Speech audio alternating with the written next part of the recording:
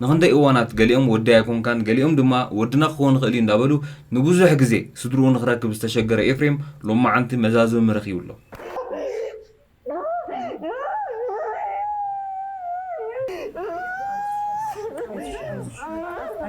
نايب حق شو مقا إفريم ما يكونن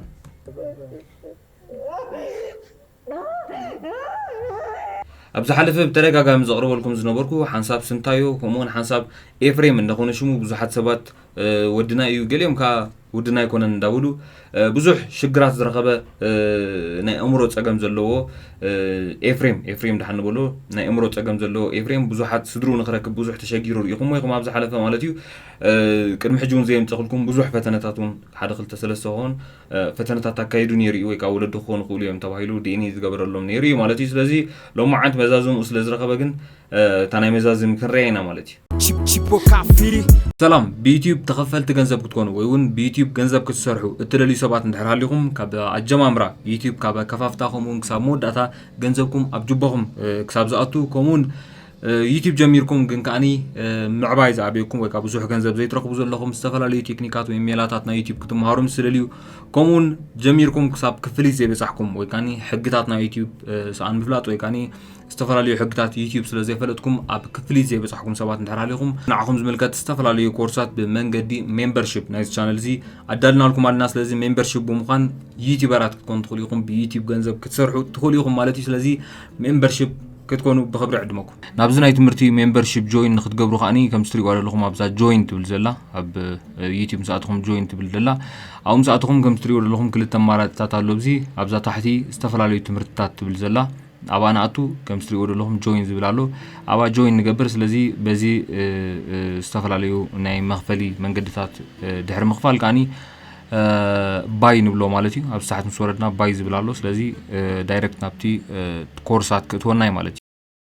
ለረጅም ጊዜ ወደኛ ስቱዲዮ በመመላለስ ሪከርዱን ምን አልባት ይሰበረ ነው ኤፍኤም ስንታየው ወይም ፍሬው የሱን ጉዳይ በተደጋጋሚ መለከተናል ብለን ይዘን ሎምኻ ፍሬው ኮይኑሎ ማለት እዩ ፍሬው ኣብ ዝሓለፈ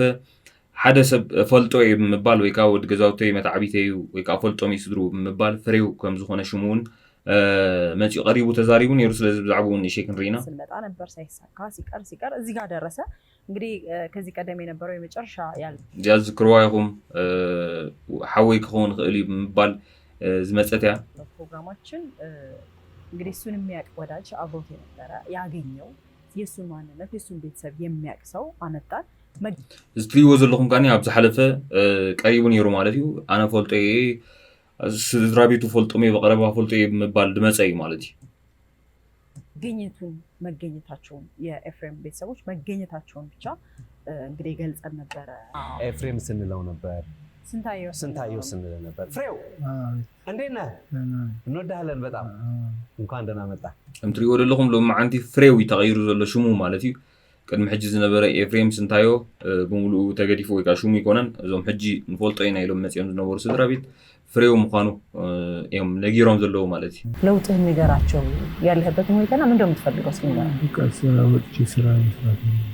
ወጥቼ ስራ መስራት ትፈልጋለሁ ነው የሚለው ተሽሎሃል አሁን በደም ተሽሎኛል ምን አይነት ስራ ነው መስራት የምትፈልገው ጋራጅ ምናምን ጋራጅ እዞም ትሪጓ ኣለኹም ዛ ኒዒማ ትበሃል ናይ እምሮ ሕማም ዘለዎም ሰባት ትካል ዘለዋ ያ ስለዚ ኣብኡ ይጸኒሑ ነዊሕ እዋናት እውን ክመላለስ ከሎ ኣብኡ ዝቕመጥ ነይሩ ስለዚ ከም ትሪዎ ዘለኹም ኣብቲ ገዛ ምጽንሑ ለውጢ ከም ዝገበረ እያ ትነግረና ደላ ማለት ቅድሚ ሕጂ ይዛረብን ነይሩ ሕጂ ግን ከም ትሪዎ ዘለኹም እንታይ ካ ክትገብር ትደሊ ጋራጅ ክሰርሕ ክእለ ወጪ ክሰርሕ ዝደሊ ይዝብል ዘሎ ማለት እዩ ባለፈው ከሸገሩ ጋር ያደረግነው ቆይታ እንግዲህ ሁለት እህቶቹ እንደነበሩና ያባቱ ባለቤት ያቆምንበት የመጨረሻው ፕሮግራማችን ነው ስለዚህ ከዛ ፕሮግራም በኋላ ስለዚህ ሐሳብ ዝሕጂ እዋን ቶም ስካብ ስድሩ ተረኺቦም ዘለዉ ማለት እዩ ክልተ ሕዋቱ ከምኡን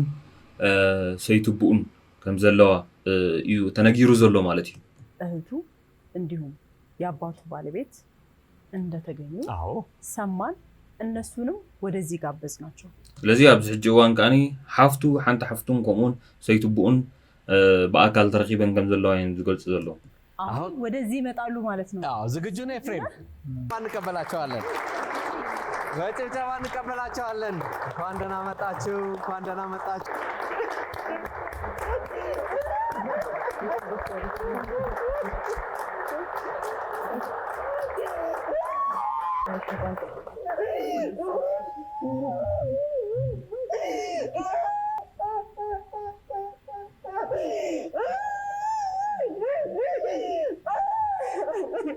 አይዞሽ አይዞሽ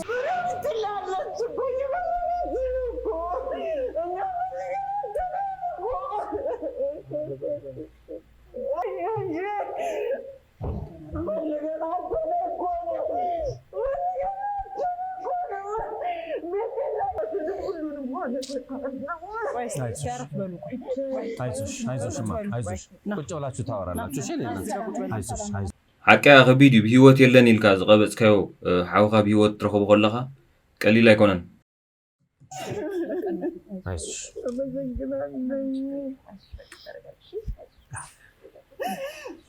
እስቲ አረፍ በሉ ቆይ ነው ካንቺን ጀምር እንተዋወቅሽ እሺ መሰረት ገብሬ ይባላል መሰረት ገብሬ ለፍሬው ምንድነው የምትሆኚው ማለት ነው እኔ አባቱ ሚስት ነኝ ውዴ ግርማ እሺ አንቺስ ለፍሬው ምን ነው የምትሆኚው ታናሽ ነኝ እውነት አዎ امتري ولا لكم زي حفتو مالتي زي تا من اصح حفتو يا زي تا ازي اختبكس انا حتكاني سيتي ابو يا مالتي ትንሿ ነው ታላቋም አለች እሷም አሁን አቀርቡኝና ላናግረው ብላለች ነው እሷና እሱ ቀረቤታቸው የተለየ ነበር ከፍሬው ጋር ማለት ነው ፍሬው ስሟን ታስታውሳታለህ ትልቋል ይሄው ማናለ ቢጤላለ امتري ولا لكم ابط مجمريا بزح ذكرو اينبرون بزعبه حواتيكم بزعبه زخون يكون ذكرو ينبرون حجي كن عباي حفتقات ذكراري غايلومو وكتا من اسو مالتي عباي حفتو ذكراري غايلومو ሽማውን ነጊሮው ማለት ማለትይ እቺኮ ውዴ ናት ታቃት የለ እኮ ውዴ ናት አጅ ዘኪሮም እንኳን ደስ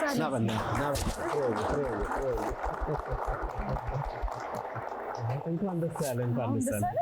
ፍሬውን ደስ አለ ለዚህ ብዝ ምናልባት ታሪክ ሕልፍ አቢልክ ነግረኩም ዛት ሪዋ ዘለኹም ሰይቲ አቡያ አም ተቀዲመ ዝበልኩኩም አቡና ዲኡን ንዑ ወሊዶም እዮም ተፋቲሖም ፍሬው ማለትዩ ኤፍሬም ዝብሎ ነበርና ፍሬው ይሽሙ ስለዚህ አቡና ዲዩን ንዑ ወሊዶም እዮም ተፋቲሖም ድሕርዚ አቡኡ ምዚኣ ተመርዒው ብንእስነታ ኮላኹም ተመርዓዋት ነገር ኣላ ስለዚህ ነዚኣ ተመርዒው ክልተ ቆልዑ ካ ወሊዱ ስለዚህ ቶም